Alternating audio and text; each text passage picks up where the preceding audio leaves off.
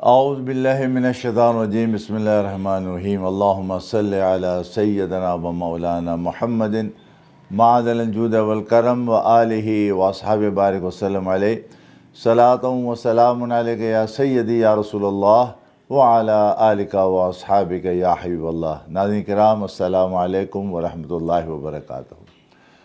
ماہ ربیع الاول کے بعد ماہ ربیع الثانی کی جب آمد ہوتی ہے تو نہ صرف بر صغیر پاکستان میں بلکہ تمام عالم اسلام میں اور بالخصوص عرب کے اندر سیدنا شیخ عبد القادر گیلانی رحمۃ اللہ علیہ کا ذکر جو ہے وہ کثرت کے ساتھ کیا جانے لگتا ہے، اور بر صغیر میں یہ مہینہ جو ہے وہ ربیع الثانی کے بجائے 11ویں شریف کے مہینے سے زیادہ مانا جاتا ہے، پہچانا جاتا ہے۔ اس کی وجہ یہ ہوتی ہے کہ ایک ہمارے یہاں ایک معمولات میں سے بن گیا ہے کہ 11ویں شریف کی فاتحہ یا 11ویں شریف کی مجلس ہم قائم کرتے ہیں۔ ہم لوگ مسلمان اس بات پر ظاہر بات توجہ دیتے ہیں کہ یہ نام کہاں سے آئے اور کس طریقے سے آئے اور کیوں کر آئے۔ کچھ اختصار سے آپ کو بتاتا چلوں کہ سیدنا شیخ عبد القادر جیلانی یا گیلانی، یہ لفظ ہم دو استعمال کرتے ہیں کیونکہ وہ جو پیدا ہوئے تھے ایران کے شہر گیلان میں پیدا ہوئے تھے، اور جب ہم ان کو گیلانی کہتے ہیں تو فارسی کے اعتبار سے انہیں گیلانی کہتے ہیں کہ فارسی کے لفظ میں گاف استعمال ہوتا ہے، اور جب ہم گیلانی کے بجائے عربی میں کچھ کہنا چاہیں گے تو ہم گاف کیونکہ وہاں نہیں ہوتا ہم جیلانی کہہ دیتے ہیں۔ تو گیلانی جیلانی ایک ہی چیز ہے، عرب میں مستعمل جیلانی ہے اور ایران یا برصغیر کے اندر وہ گیلانی ہے۔ آپ کی پیدائش جو ہے وہ ایران کی شہر، جیسے میں نے کہا کہ گیلان میں ہوئی، 471 ہجری تھا، اور یکم رمضان آپ کی پیدائش ہے۔ اور اس کے بعد آپ نے ماشاءاللہ ایک طویل عمر پائی، تقریباً 91 سال، اور آپ کا وصال جو ہے وہ 561 کے اندر بتایا جاتا ہے۔ بعض مورخین آگے پیچھے ہوتے ہیں، بہرحال 90 برس تو انہوں نے زندگی پائی۔ اس 90 برس زندگی میں 50 سال کی زندگی وہ ہے جس میں انہوں نے دین کو سیکھا۔ یہ ہمارے لیے تعجب کی بات ہونا چاہیے۔ ہمارے قاعدہ یہ ہوتا ہے کہ 20-22 سال میں طالب علم جو ہے وہ فراغت پا لیتا ہے علوم دینیہ سے اور وہ عالم کہلاتا ہے، اس کے بعد وہ درس دیتا ہے یا پھر وہ اپنے پڑھاتا ہے، کسی اور طریقے سے پڑھاتا ہے۔ لیکن عبد القادر جیلانی جن کا نام ہے، انہوں نے اگرچہ تقریباً 25 سال کی عمر تھی ان کی، جب 18 سال کی عمر تھی جب گیلان سے آپ بغداد آئے، اور بغداد میں آنے کا بغداد کے جو دارالعلوم تھا وہاں پر اپنے استادوں سے آپ پڑھتے رہے، 7 سال آپ نے پڑھا، 25 سال کی عمر میں آپ فارغ ہو گئے۔ اب 25 سال کے بعد چاہیے تو یہ تھا کہ وہ اپنے درس تدریس شروع کر دیتے، لیکن اللہ کی جانب سے اللہ جب کام کسی بندوں سے لیتا ہے تو ویسی دلوں میں القاء کر دیتا ہے۔ یاد رکھیے، وحی نہیں آتی کسی غیر نبی کے پاس، اور وحی کے طریقے کیا ہوتا ہے کہ اللہ تعالیٰ فرشتے کے ذریعے اپنا پیغام دیتا ہے، کیونکہ وحی کا سلسلہ منقطع ہو گیا، ختم ہو گیا، نبی صلی اللہ علیہ وسلم کی نبوت رسالت کیونکہ آخری تھی، تو اب وحی کے ذریعے تو کسی کو پیغام نہیں آتا، لیکن الہام ضرور ہے، دل کے اندر القاء جسے کہتے ہیں، وہ اللہ بات ڈال دیتا ہے۔ ہمارے دل میں بہت ایسا ہوتا ہے کہ ایسی بات آتی ہے ہم یہ کر لیں، تو اللہ کی طرف سے القاء ہوتا ہے وہ۔ تو ان کو بھی ظاہر بات ہے القاء ہوا، اور القاء یہ ہوا کہ ابھی آپ جو ہیں وہ دین جو سیکھ لیا ہے اس کی مزید پریکٹس کریں۔ اب پریکٹس کیسے کریں؟ اس کے لیے 25 سال انہوں نے صرف کیے۔ کتنے؟ 25 سال۔ 25 سال علم دین حاصل کر کے علم دین کو عملاً جاننا، یہ ابھی تک تاریخ میں کسی دوسری شخصیت سے ثابت نہیں ہے، ورنہ سب جگہ یہ ملے گا کہ فارغ و تحصیل ہوئے 20 سال میں، 25 سال میں، 26 سال میں، جو بھی ہے، اور انہوں نے درس دینا شروع کر دیا۔ تجربہ ان کو بڑھتا گیا وقت کے ساتھ ساتھ۔ لیکن عبد القادر جیلانی رحمۃ اللہ علیہ نے ایک یوں کہیے انوکھا تجربہ کیا اور دنیا کو بتایا کہ تبلیغ سے پہلے خود عمل کا جاننا ضروری ہے اور عمل کرنا ضروری ہے۔ تو 25 سال انہوں نے محنت کی۔ میں 25 سال میں نہیں جا رہا، بس 25 سال کا یہ بتا رہا ہوں کہ انہوں نے دین کو عملاً سیکھتے رہے، اسی بغداد کے ارد کے چاروں طرف رہے وہ، مختلف خانقاہوں میں، مختلف، کبھی جنگل میں، کبھی کہیں، کبھی کہیں، کبھی کسی بزرگ کے پاس سیکھتے رہے۔ جب 50 سال کے ہو گئے پھر اللہ نے القاء کیا۔ اب اللہ نے دل میں القاء یہ کیا کہ اب جاؤ اور جا کر بغداد کے اندر اب جا کر دین کو سکھاؤ۔ یہ جنگلوں سے نکل کر بغداد شہر میں آ گئے۔ بغداد میں شہر میں آئے ایک مسجد کے اندر، مسجد میں جب وہ داخل ہوئے تو لوگوں نے ان کو عبدالقادر کے نام سے پکارنا شروع کر دیا، حالانکہ 25 سال سے وہ بغداد شہر کے اندر نہیں آئے تھے۔ اللہ نے شہرت دے دی، درس دیا انہوں نے۔ درس ان کا اتنا پر اثر تھا، پہلا ہی درس، کہ لوگوں نے دوسرے کو کمنٹیٹ کرنا شروع کر دیا کہ بھائی ایک عبدالقادر کر کے آئے ہیں، ان کا درس بہت اچھا ہے، لوگ جمع ہونا شروع ہو گئے۔ بہت جلد وہ درس جو ہے بہت معروف ہوتا گیا، وہ جگہ چھوٹی گئی اور بڑی کی گئی وغیرہ وغیرہ۔ اب ان کا درس اتنا معروف ہوا کہ اب صرف شہر کے نہیں بلکہ اطراف کے شہروں سے بھی لوگ آنا شروع ہو گئے، شوقین، اور شامل ہو گئے۔ اب ان کی عمر ہے 150 سال۔ 50 سال کی عمر میں درس دینا انہوں نے شروع کیا، لیکن اب ان کا کوئی عمل ان کے لوگوں کے سامنے شریعت کے خلاف نہیں ہوتا تھا۔ یعنی ان کی جو 50 سال سے لے کر 51 سال یعنی 40-41 سال زندگی ہے جو دنیا کے اب سامنے ہے، لوگوں کے سامنے، بڑے بڑے علماء، بڑے بڑے مشائخ ان کے سامنے آئے، مخالفین بھی آئے ان کے سامنے، سب کچھ ہوا، لیکن کسی نے یہ بات کہیں تحریر نہیں کی کہ عبدالقادر جیلانی نے کوئی کام سنت کے خلاف کیا ہو، کوئی کام، نہ جلوت میں نہ خلوت میں۔ خلوت تو ظاہر گھر کی بات ہے، اور گھر کے بھی لوگ بتائیں گے، آپ نے 4 شادیاں کی آگے پیچھے، بہت بڑی تعداد میں اولاد ہوئی، 20-22 آپ کے بچے ہوئے، وہ بھی پرورش پاتے رہے، سب کام ہوتا رہا۔ میں اس سے فوکس کر رہا ہوں ان کی تعلیم کی طرف سے، اور ان کی جو دنیا میں انہوں نے ذمہ داری پوری کی ہے علم کے فروغ کی، وہ بات کر رہا ہوں کہ آسان نہیں ہے۔ اب جب ظاہر بات ہے وہ خود درس دے رہے ہیں تو کس سے پیسے لیں گے؟ یاد رکھیے انہوں نے درس کے کسی سے پیسے نہیں لیے، کسی کے وہ نوکر نہیں تھے، کہیں پہ وہ ملازم نہیں تھے، اور وہ درس دیتے رہے۔ اپنا جو کچھ کاروبار ان کا تھا ان کے بچے کرتے رہے، اپنے ساتھ ساتھ ہوتا رہا۔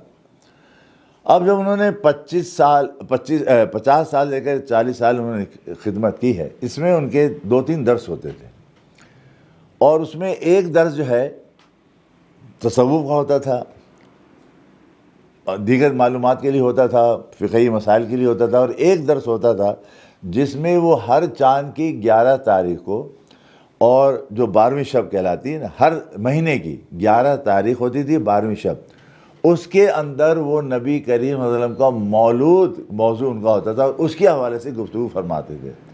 یہ ان کا درس مسلسل 40 سال قائم رہا، دیگر تصوف کے درس کے ساتھ، دیگر خطبات کے ساتھ یہ بھی سلسلہ رہا۔ تو اب کیونکہ وہ 11 تاریخ کو اور 12ویں شب کے اندر یہ اپنا مجلس کرتے تھے، وہ مجلس بھی رات رات چلتی تھی بعض وقت، اور اس طریقے سے لوگ معروف ہوتے چلے گئے۔ جب ان کا وصال ہوا تو وصال کے بعد لوگوں نے ایک تاریخ مقرر کر دی، غوث اعظم یا شیخ عبدالقادر جیلانی رحمۃ اللہ علیہ کے ایصال ثواب کے لیے مجلس قائم کی۔ انہوں نے کون سی مجلس قائم کی؟ انہوں نے مجلس یہ قائم کی کہ چاند کی 10 تاریخ کو 11ویں شب میں، کیونکہ وہ 11ویں یوں مناتے تھے، وہ اصل میں ہوتی تھی 12ویں، یعنی 12ویں شب ہوتی تھی، لیکن لوگوں نے اس 11 تاریخ کی نسبت سے اور 11ویں کی نسبت سے، 11 تاریخ کو ہوتا تھا 12ویں شب ہوتی تھی، لوگوں نے 10 تاریخ کو 11ویں شب کے اندر ان کی ایصال ثواب کے لیے مجلس قائم فرمائی۔ یہ 11ویں کے نام سے مجلس، 11ویں شریف کے نام سے مجلس جو ہے وہ معروف ہو گئی۔ بالخصوص اس 11ویں شریف کا لفظ برصغیر پاکستان میں زیادہ مستعمل ہوا، زیادہ استعمال ہوا، اور وہاں عرب میں بھی ہوتا ہے۔ اور ہم یہ سمجھتے ہیں، عام مسلمان سمجھتا ہے کہ شاید 11 تاریخ کو ان کا وصال ہوا ہے، یعنی ربیع الثانی کی 11 تاریخ کو، تو ان کا وصال 11 کو نہیں، ان کا وصال ربیع الثانی میں 17 تاریخ کو ہوا ہے۔ لیکن ان کا عرس منانے کے بجائے 17 تاریخ کو عموماً ہمارے مشاہد جو ہیں وہ 11 تاریخ کو ان کا ایک قسم کا عرس مناتے ہیں۔ اب عرس کے لیے بھی کوئی تاریخ کا تعین نہیں ہے، کسی دینی کسی تقریب کے لیے کسی تاریخ کی تعین کی ضرورت نہیں، کسی نام سے کر لیں، کسی دن کر لیں، کسی وقت کر لیں، تمام اوقات میں یہ مستحبات عمل جائز ہوتے ہیں۔ نام ہم کچھ بھی کہتے ہیں، میں اس وقت تقریر کر رہا ہوں، اب اس تقریر کو یا اس موضوع کو یا اس بات کو آپ کہتے ہیں 11ویں شریف کی مجلس ہو رہی ہے، آپ کہتے ہیں کہ غوث اعظم کی عرس کی مجلس ہو رہی ہے، آپ کہتے ہیں کہ اولیاء کرام کے فضائل کا ذکر ہو رہا ہے، تو کچھ بھی نام دیتے، نام سے فرق نہیں پڑتا ہے، ہوتا یہ ہے کہ اس میں کام کیا ہو رہا ہے۔ تو 11ویں شریف کی جہاں مجلس ہوتی ہے اس کے اندر کوئی اور غیر شرعی کام نہیں ہوتا، یہی کام ہوتا ہے کہ وہاں پر آپ کو واعظ و نصیحت ہوتی ہے، قرآن خوانی بھی ہو جاتی ہے، نعت خوانی بھی ہو جاتی ہے، اس کے بعد واعظ و نصیحت ہوتی ہے، چاہے وہ 12ویں شریف کی مجلس ہو، چاہے کسی بھی بزرگ کی مجلس ہو، چاہے محرم کی کوئی مجلس ہو یا کچھ بھی ہو، کام یہی ہوتا ہے، قرآن سے شروع ہوتی ہے بات، نعت خوانی ہوتی ہے، ذکر کا بھی ہوتا ہے۔ لیکن ہمارے معروف ہو گیا ہے 12ویں شریف اور 11ویں شریف، 12ویں شریف کے نام سے 12 ربیع الاول کے حوالے سے گفتگو ہوتی ہے، 11ویں شریف کے نام سے گفتگو ہوتی ہے۔ یہ ساری چیزیں ظاہر بات ہے کہ اس کے اندر ہیں۔ اب اس کے اندر ان کے وصال، جب ظاہر بات ان کو ایک سلسلہ بیعت کا شروع کیا تھا،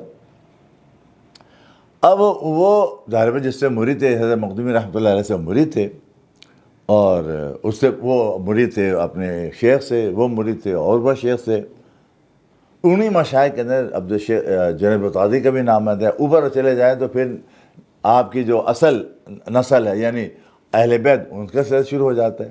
تو آپ ظاہر بات ہے کہ ہمارے 17 یعنی 17 شیخ ہیں سلسلہ قادریہ کے اندر، ہمارے شجرے کے اندر جو اعلی حضرت کا شجرہ کہلاتا ہے قادری سلسلہ۔ اب قادری سلسلہ اس لیے کہلاتا ہے کہ شیخ عبد القادر گیلانی رحمۃ اللہ علیہ کی نسبت سے جو ان کے سلسلے میں بیعت ہوتا ہے وہ قادری کہلاتا ہے، اور وہ سلسلہ قادری کہلاتا ہے۔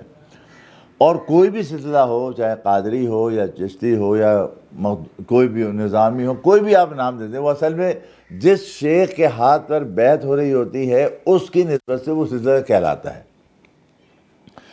اب عبد القادر رحمۃ اللہ علیہ کو وصال فرمائے زمانہ ہو گیا، تقریباً 1000 برس ہو گئے۔ اب 1000 برس میں ان کی ہزاروں چینی ہیں، وہ ہزاروں چینی میں لاکھوں کی تعداد میں مریدین قادری ہیں، وہ سارے قادری کی چین جا کے ملے گی عبد القادر جیلانی بس، پھر ان کی چین جا کے ملتی ہے مولا علی رضی اللہ تعالیٰ عنہ سے، اور ان کے یاربت ہاتھ ہوتا ہے حضور کے ہاتھ میں۔ تو یہ تو بیعت تو اصل میں سب کی جو ہے حضور سے ہی ہوتی ہے، یہ بیعت شریعت، یہ بیعت طریقت۔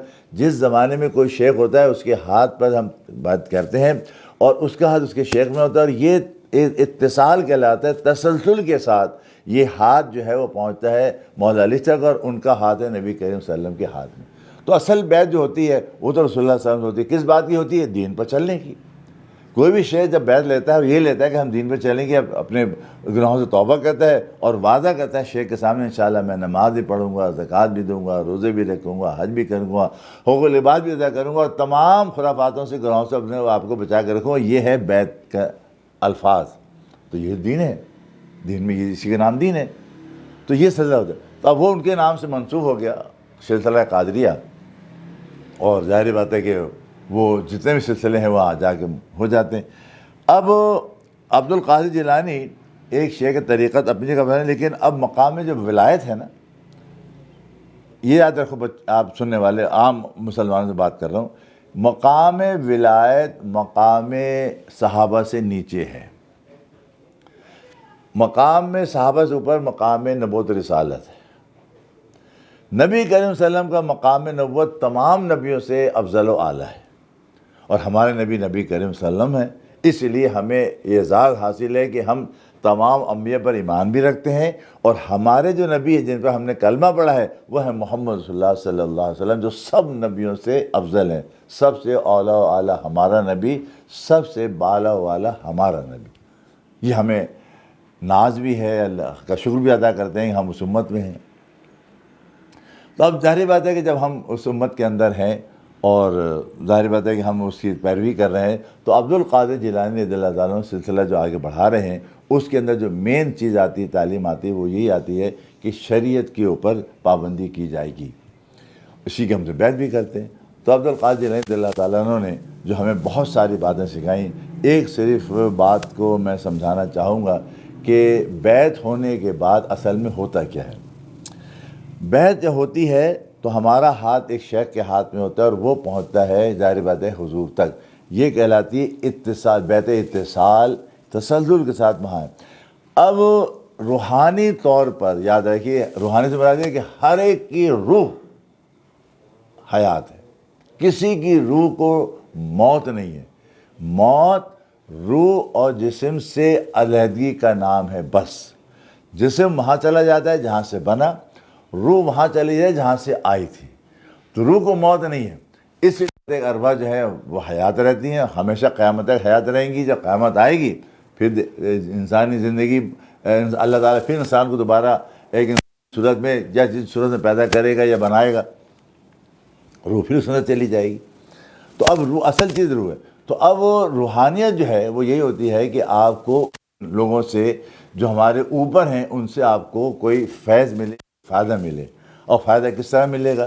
جس طریقے سے ظاہر بات ہے کہ دنیا میں وہ ہمیں دنیا میں دیتے رہے فائدہ، جانے کے بعد بھی ان کی ارواح کا ہماری روح سے تعلق رہتا ہے. بیعت کے بعد ہمارا ان کے ساتھ ایک تعلق اور قرب ہو جاتا ہے. اب جتنی زیادہ ہم عبادت کریں گے، جتنی زیادہ ہم تقوی طہارت کریں گے، جتنا زیادہ ہم اللہ رسول کی اطاعت کریں گے، ہماری اس بیعت کی وجہ سے وہ تعلق اور گہرا اور قریب ہوتا چلا جاتا ہے. تو اب ایک وقت آتا ہے کہ پھر انسان ان ارواحوں کے ساتھ باتیں بھی کرتا ہے، یا وہ ارواحیں خواب کے اندر آ کر یا بغیر جاگتے ہوئے بھی وہ آ کر آپ سے کلام بھی کر سکتی ہیں اور آپ کے ساتھ ان کے ساتھ گفتگو بھی ہو سکتی ہے. نہیں تو کم از کم ان کی آپ کو سپورٹ جو ہے وہ حاصل رہتی. تو عبدالقادر جیلانی رضی اللہ تعالیٰ عنہ اس مقام ولایت کے اس اعلیٰ مقام پر ہیں جہاں صحابی کے بعد اور کچھ تابعین کے بعد سب سے بڑا مقام ولایت ہے وہ آپ کو حاصل ہے. میں نے پہلے کہہ دیا، نبوت رسالت کے بعد مقام ہے وہ مقام صحابہ ہے اور اس میں اہل بیت بھی شامل ہے. اس کے بعد تابعین کا مقام، بہت سے تابعین ہیں جو غوث اعظم سے اوپر ہیں، لیکن غوث اعظم جب مقام ولایت پہنچے، اس مقام پر پہنچے ہیں اور انہوں نے اعلان کیا ہے، وہ اعلان یہ کیا تھا کہ میرا قدم تمام اولیاء کرام کی گردنوں پر ہے. یہ جملے کے معنی یہ ہیں کہ اب جتنے بھی اولیاء کرام جو گزر گئے یا آنے والے ہیں میرے زمانے میں، وہ سب میری ولایت کے ماتحت ہیں. یہ معنی ہے اس کے جب انہوں نے فرمایا تھا کہ میرا قدم ہر ولی کی گردن پر ہے. اس کے معنی یہ ہیں، یہ نہیں ہر ولی نے گردن وہاں لا کے رکھی اور انہوں نے قدم رکھا اس کے اوپر، اس کے معنی یہ نہیں ہے. البتہ جس وقت انہوں نے یہ کلمہ کہے اور کچھ اولیاء کرام کے ساتھ موجود ہیں، انہوں نے بے شک اپنی گردنیں جھکا دی تھی اسی بات میں کہ ہم آپ کے تابع ہیں. تو یہ ان کی اطاعت کی وجہ سے. تو اب کیونکہ ان کا مقام بہت اعلیٰ ہے، اس لیے تمام جو ولی ہوتے ہیں، جو اہل اللہ ہوتے ہیں، وہ غوث اعظم رضی اللہ تعالی عنہ کے ماتحت ہوتے ہیں اور انہی کے اس پر جو ہے ان کے احکامات چلتے ہیں. اب ظاہر بات ہے کہ روحانی جس طرح دنیا کے اندر ایک گورنر ہوتا ہے، اس کے اپنے ماتحت چیزیں کام کر رہی تھیں، ایسے روحانی گورنر بھی ہوتے ہیں جن کو مختلف نام دیتے ہیں. یہ موقع نہیں ہے کہ میں اس سے گفتگو کروں، کسی موقع پر انشاءاللہ. روحانی جو پورا سسٹم ہے جس طرح دنیا میں چلتا ہے گورنری کا یا کسی مملکت کا، ایسے روحانی طور پہ بھی ہوتا ہے. اس کے سرخیل جو ہیں یا ان کے جو بڑے ہیں وہ سیدنا شیخ عبدالقادر جیلانی ہیں، اسی لیے ان کو غوث اعظم کہا جاتا ہے، یعنی بڑے مددگار. شاید ذہن میں خیال آئے کہ بڑا مددگار تو اللہ تعالیٰ ہے، بے شک لا رہے.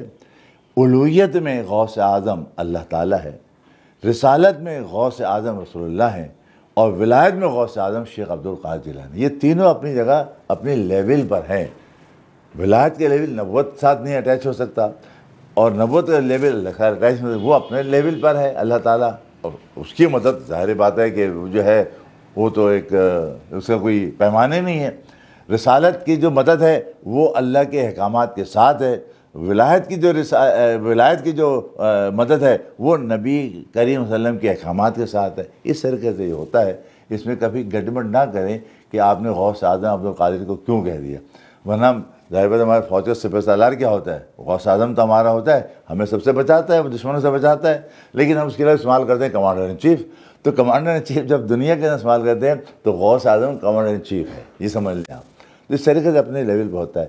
تو یہ مہینہ ہے، میں نے اسی نسبت سے گفتگو کر لی تاکہ بہت ساری باتیں جو لوگوں کا اشکال ہوتا ہے وہ بھی ختم ہو جائے. اور بہت ساری ظاہر تعلیمات تو ان کی بہت ہیں، کتابیں بھی ماشاء اللہ انہوں نے لکھی ہیں، بہت کچھ لکھا ہے انہوں نے، لیکن وقتاً فوقتاً انشاءاللہ وہ باتیں بھی آپ کے سامنے پیش ہوتی رہیں گی۔ اللہ تعالی ہم سب کو ان باتوں کو سمجھنے کی اور ہمیں اس پر عملی توفیق عطا فرمائے۔